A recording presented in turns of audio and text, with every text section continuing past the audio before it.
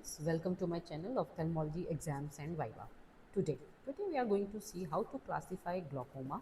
Sometimes it comes as a short note or as a part of long answer questions. और Viva में तो पूछते ही हैं what are secondary glaucomas or the difference congenital and developmental glaucomas, it is there.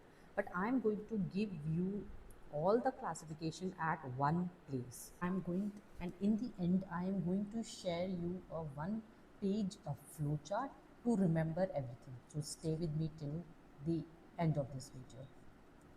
This is how I read during my PG exams, and believe me, it helped me a lot.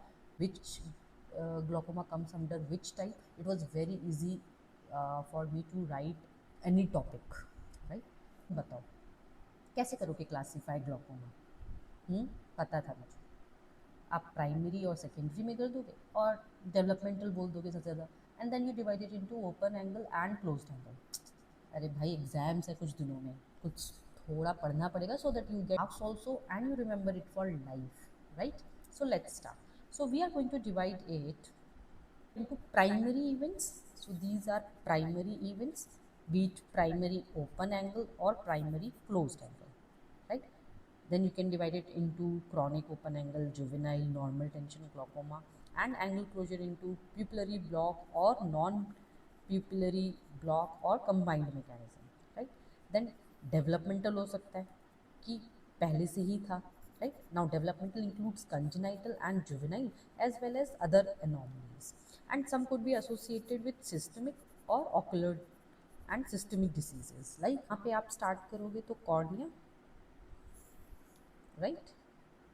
Iris, so corneal endothelial diseases, then iris and ciliary body diseases, then it could be associated with lens, it could be associated with retina, choroid and vitreous, or it could be intra any ocular or inflammation और trauma, बाहर से चोट आ गया, right?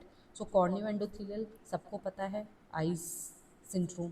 Then iris में iris cyst हो सकते हैं, iridoschisis हो सकता है, प्लेटिव आइरिस सिंड्रोम और ciliary body cyst. Lens associated बोले तो सूडो एक्सफोलिएशन, कैटरैक्ट और डिसलोकेशन कैन कॉज ग्लॉकोमास।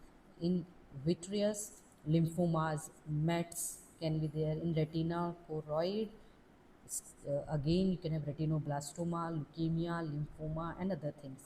इन्फ्लेमेशन हो सकता है सबका, और ट्रॉमा के बाद भी हो सकता है, राइट? ट्रॉमा के लिए अब जब इन सब के लिए आप दवाई दोगे स्टीरॉइड्स, तो स्टीरॉइड्स की वजह से भी हो सकता है ना? और सब कुछ काम नहीं करेगा तो फिर आप सर्जरी करोगे तो सर्जरी की वजह से भी हो सकता है glaucoma, right? So associated with ocular and systemic disease, understood? You remember this diagram कि पहले कॉर्निया एसोसिएटेड हुआ, ICE syndrome, iris and ciliary body, then vitreous में कुछ लेंस में anomalies, vitreous anomalies, retina, choroid, intraocular inflammation, फिर trauma हो गया, उसके लिए मैंने स्टेरॉइड दिया, फिर उससे ग्लॉकोमा हो गया, सर्जरी किया तो उससे ग्लॉकोमा हो गया।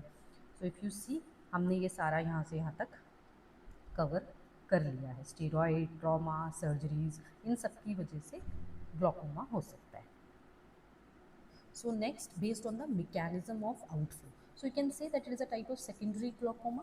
So I divided secondary glaucoma into open angle and closed angle, right? So open angle, so suppose if I take, this is ciliary body, this is cornea, suppose this is the angle, right? ये angle है, anterior chamber angle. अब इसमें क्या हो सकता है, ये आपका ड्रेनेज यहाँ से होना है, बट यहाँ से किससे होता है? ट्रेबेकुलर मेशवर्क से।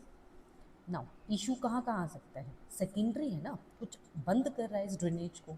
या तो इसको हम तीन पार्ट्स में डिवाइड करते हैं, या तो इस ट्रेबेकुलर मेशवर्क के आगे कुछ आ गया, या ये ट्रेबेकुलर मेशवर्क खुद ही ब्लॉक हो गया, या फिर पोस्ट ट्रेबेकुलर मेशवर्क। तो तीन पार्ट में हमने इसको डिवाइड कर दिया. So angle is open, but because trabecular meshwork is getting affected, so it could be pre-trabecular, trabecular और post-trabecular, right? So pre-trabecular में क्या होगा? सपोज ये एंगल है ना, यहाँ ये ट्रेबेकुलर मेशवर्क है, दिस इज ट्रेबेकुलर मेशवर्क, यहाँ से फ्लूइड जाना था बट नहीं जा पा रहा, क्यों? तो प्री ट्रेबेकुलर में क्या होगा? तो इसका मतलब यहाँ पे कुछ बन गया ना, ट्रेबेकुलर से पहले ही कुछ आ गया, तो क्या आ सकता है? क्या आ सकता है? अब यहाँ पे क्या आ सकता है? न्यूवेस्कुलर मेम्ब्रेन्स आ सकती हैं, एपिथेलियल ग्रो होगी, या फिर इन्फ्लेमेशन ग्रो हो गया। और आइस में भी होता है, endothelial and Descemet membrane like membrane आ जाती है। So this comes pre trabecular, मतलब ट्रैबेकुलर से पहले ही कोई ना कुछ मेम्ब्रेन बन गई। Next come trabecular. अब ट्रैबेकुलर में क्या होगा, ट्रैबेकुलर में मेनली क्लॉगिंग हो जाएगी ना। अब क्लॉगिंग किस किस से हो सकती है, so you name the things, ठीक है। तो आरबीसीज हो सकते हैं, मैक्रोफेजेस, पिगमेंट्स, ये तीन चीज़ें तो हो ही सकती है ना। सो आरबीसीज, मैक्रोफेजेस हो गए, पिगमेंट्स आ गया। जब सर्जरी किया तो विट्रियस आ गया, या मैंने जो विस्को यूज़ किया सर्जरी में वो विस्को इलास्टिक सब्सटेंस ने उसे ब्लॉक कर दिया, और नहीं तो ट्यूमर ही हो गए हर जगह, है ना। सो ट्यूमर आ गए। सो वी डिवाइडेड इनटू, और ड्रग इंड्यूस्ड, या फिर ड्रग वहाँ जाके उसने डैमेज कर दिया। सो ट्राबेकुलर रीजंस क्या रहेंगे, so steroid induced, you can say RBCs can be there, macrophages because of haemolysis and phacolysis, tumour cells can be there, pigments can be there. अब पिगमेंट क्या हो सकता है, सूडो एक्सफोलिएशन पिगमेंट्स और pigment dispersion syndrome, iris pigments भी हो सकते हैं। then you can have proteins in cases of uveitis, lens induced vitreous, visco, ये सारा मैंने आपको बता दिया। अब जब ये भी ठीक है ये भी ठीक है, तो पोस्ट ट्रैबेकुलर इशू हो सकता है। तो यहाँ पे क्या होगा, यहाँ पे क्यों नहीं जाने दे रहा, बिकॉज यहाँ पे प्रेशर इतना ज़्यादा है कि ये फ्लूइड इधर आ ही नहीं पा रहा। सो जब एपिस्क्लेरल वीनस प्रेशर ज़्यादा होता है, या फिर यहाँ पे जो श्लेम्स कैनाल है that has been blocked, right. तो जो श्लेम्स कैनाल है वो ब्लॉक हो गई, या फिर जो एपिस्क्लेरल वीनस प्रेशर है वो ज़्यादा है, तो उन केसेस में भी remember obstruction of Schlemm's canal and increased episcleral pressure. Now this is very important. This is very much asked in vivas. So you should know causes of increased episcleral pressure, which is CCF, CVT, superior venal caval, vein obstruction, retrobulbar tumors, or Sturge-Weber's syndrome. So you remember this, right? So ये हो गए secondary में open angle mechanisms. Now we come secondary में closed angle mechanisms. So closed angle means ये angle block हो गया, है ना। सो जो एंगल ऐसे ओपन था ये अब ब्लॉक हो गया। ब्लॉक क्या होगा, या तो ये आइरिस इसकी तरफ खींच रहा है ना। So you can see contracture of membrane हो गई, वहाँ पे कोई मेम्ब्रेन थी इस एरिया में, कॉन्ट्रैक्ट की और इसने इस एंगल को ब्लॉक कर दिया, right. Contraction of inflammatory exudates, उनका भी हो सकता है। नेक्स्ट, अगर हम उसको पीछे की तरफ पुश कर, अब पुशिंग हो रही है, पुलिंग की जगह, now the second mechanism is pushing. So pupillary block, so it could be due to intumescent cataract, right. Posterior synechiae can be there, ठीक है, तो वो एरिया को ही ब्लॉक कर देते हैं, और subluxated lens. Then without pupillary block the causes are, you can remember as CCC, I remembered it as CCC, ciliary block, secondary to buccal, ciliary body cyst, and contractures like PPV and ROP. These causes without pupillary block secondary glaucoma, right. Third type of glaucoma was developmental anomalies. बचपन से ही ढंग से नहीं बना, iris का insertion ऊपर हो गया, ढंग से ट्रेबेकुलर मेशवर्क और स्टेम्स कैनाल ही नहीं बने, और there are iridocorneal adhesions like in exenfins and aniridia, right. So this is how it should be classified. Now I am going to show you one page. I am going to show you one page classification of glaucoma. Whatever I have taught you, I have made this one page PDF. If you can classify glaucoma, you divide it into primary glaucoma, developmental congenital, or secondary glaucomas, right. Primary glaucomas into primary open angle और angle closure. So open angle हमने क्या पढ़ा था, chronic, juvenile and normal tension, right. और primary angle closure में क्या पढ़ा था, पिपुलरी ब्लॉक होगा, नॉन पिपुलरी ब्लॉक और combined mechanisms. So this is done, और ये सब मैंने आपको पढ़ा दिया।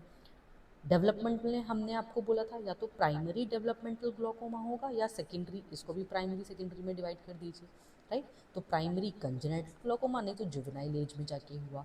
सेकेंडरी केसेस में क्या होगा, ढंग से एंटीरियर सेगमेंट बना ही नहीं, डिसजेनेसिस हो गया, ठीक है, जिससे एंगल एबनॉर्मेलिटीज़ आ गई, हाई इंसर्शन ऑफ आइरिस हो गया, या फिर अधीशंस रह गए आइरिडोकॉर्नियल।